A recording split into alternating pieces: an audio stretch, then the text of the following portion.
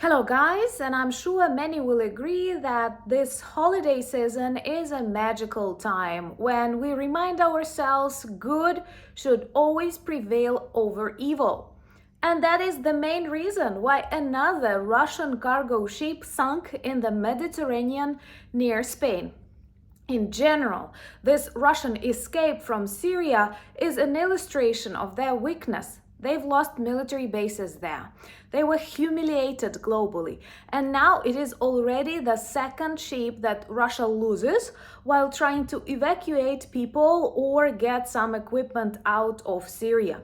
Just yesterday, I've told you about Sparta ship that was broken near Portugal and is now drifting in the waters without no solutions. And today, a better Christmas present. A very big Russian cargo ship, Ursa Major or Ursa Major, sank near Spain. And of course, we will not read a lot about that in the news, but according to the Russian media, they have sent 5 ships to evacuate people from Syria, and it seems like 2 are already lost, and the mission began like a couple of days ago. This is all you need to know about Russia. And also, Ukrainian drones visited military airfield in Rostov, Millerovo, and we neutralized 3 tanks and 1 armored vehicle on the front lines, and we are getting ready with a new Ukrainian missile, Trembita, that is capable of reaching Moscow. I don't mind. Hopefully we will see that in 2025.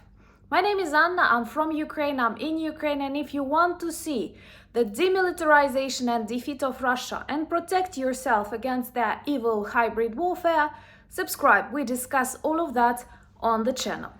And let's start with the best Christmas present one can wish for in Ukraine, and that is another Russian ship upgraded to Moskva status. I'm sure you remember that Russian warship that sank, and they keep sinking not just in the Black Sea but now in the Mediterranean. In this case, an explosion happened on the ship and it quickly went underwater. Honestly, I think it is traditional Russian poverty and negligence that is responsible for that. And all that mission with Syria can be named like Mission Impossible. Because look, no one expected for that quick change of regime in Syria. Everyone thought that Putin will back up Assad. Putin does not have money, does not have powers, does not have influence, and he lost this access to military bases. Assad escaped to Moscow, and now they try to get these bits and pieces, and they fail even with that. Russia sent 5 ships to get people out of Syria, to get the equipment, and they keep failing. One is broken near Portugal, Sparta, and the second one is already underwater in the hell of all Russian warships and military cargo ships. So that is how Russia speaks about itself generally. Forget about Russian propaganda, forget about their news or what Peskov or I don't know, Shoigu says or Putin on his press conferences. This Kremlin patient does not know anything about the reality. The reality is that Russia cannot protect its satellites. Russia cannot even evacuate its people from Syria. That is important. Plus, we have neutralized 3 Russian tanks and an armored vehicle with inexpensive Ukrainian drones close to front lines, and taking into account that more than half of Russian military equipment is now provided by North Korea, I think sometime soon half of their army will be provided by North Korea. This is both a dangerous precedent that illustrates Russia keeps breaking all the rules involving another regular army in the war against Ukraine, but this is also a vivid another illustration of Russia's weakness, that they don't have enough of their equipment and even of their people, and they actually hired a whole another nation to back them up in this situation, and that is why Russia will be defeated, and I hope in 2022. Subscribe to witness that together, and please share these videos on your social media platforms.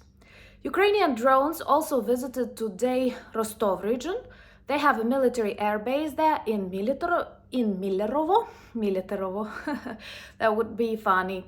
So anyways, they visited that military airbase. There were explosions, no report. And what makes me fascinated that both in Rostov, in Kursk, in all of these Russian war-torn regions, they don't have like governors. They have people who perform the duties of governors. Perhaps no one wants to take the responsibility and they only make people serve temporarily. So like when you're not in a position, I don't know what's the English for that, but you are temporarily performing the tasks of the governor. Because they don't know what will happen to these regions literally the next day, and they don't have people ready to be responsible for them. That's all you need to know about Russia. Millerovo air base is the one close to the front lines, and Russians often use it to target Ukraine with drones. That's why neutralization, any problems on that territory, goes well with our strategy to defeat and demilitarize Russia. And we are working hard, especially on Ukrainian missiles. That is one of my greatest dreams, to have more of them, to test them, and to use them against the enemy. Because with the Ukrainian missiles, we don't need any permissions.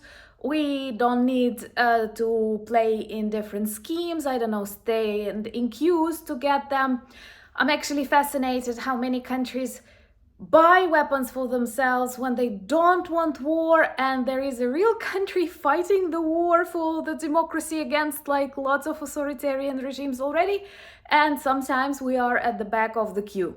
So with Ukrainian missiles, we will have more opportunities to defend ourselves to the fullest.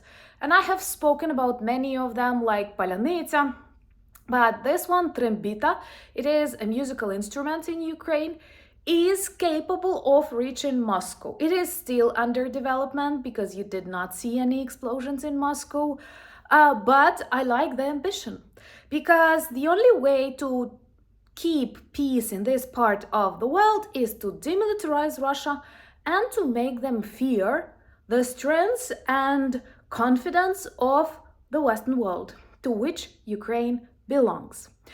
And actually, it was really easy for us to switch to the celebration of Christmas on the 25th of December. I like this tradition. It's completely normal, natural. So I want to congratulate all of you who celebrate Christmas, and I want to thank you for demonstrating that love, friendship is true, is real, and in these dark, very challenging times, your presence in my life and in the life of my country is that light that gives me hope and that gives me strength. And I wish all of you joyful Christmas. I wish that future Christmas evenings will be boring with no news and updates and just good films and songs. But I want to share with you one story that I have recollected together with Jonathan Fink. There will be an interview on his channel. And we were talking about Christmas traditions and a Ukrainian story written by great Ukrainian author who lived in very complex times, Mykola Gogol. And that story is The Night Before Christmas. And there he describes Ukrainian Christmas traditions, but also tells something you may not know. Here in Ukraine, we believe that night before Christmas is filled with evil magical spirits. We don't have Halloween, so teenagers celebrate it as an imported holiday, but it was not a part of Ukrainian holidays. And we believe that all of these dark evil spirits can come out the night before Christmas. And you had to be very careful. And the story rotates around that a small devil wants to steal the moon and stars, to take away the light so that people without light can get even more lost in this frosty environment. But thinking about this story, I've noticed that never Ukrainian heroes, Ukrainian Cossacks were afraid of the evil spirits. They typically managed to outwit them. And the main hero of this story I'm talking about, Vakula, actually managed to catch the devil, put him in the pocket, and make him serve and do what Vakula told him. And this metaphor of stealing light resembles me of that evil spirits that constantly cross Ukrainian border from the Russian side. But it also tells me we will outwit and defeat them, and together it is much easier. So thank you so much for being friends, for standing with Ukraine. Thank you for buying me coffees, becoming my patrons and sponsors of the channel. Join me on Instagram, X, Blue Sky, Discord, Threads. But most importantly, let's remain strong, united, confident, and may this holiday season bring you something very special, something very important for you personally. Slava Ukraini!